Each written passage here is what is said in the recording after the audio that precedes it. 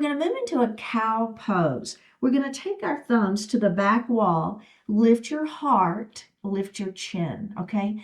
A little bit of lifting of the gaze is fine. Don't overdo it though.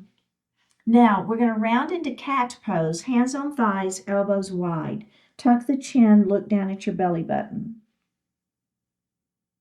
All right, let's do that again. Thumbs to the back wall. We're going to lift our chest, lift your heart, lift your chin, look up slightly, and round down into cat pose. Now, let's add the breath.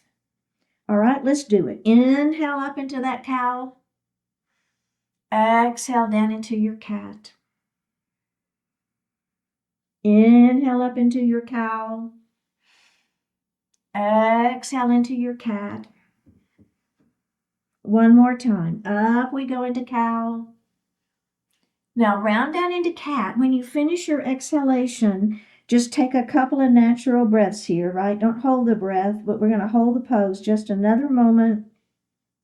One more breath, and then we're going to release that and roll it up into a seated position. All right, let's grab a sip of water.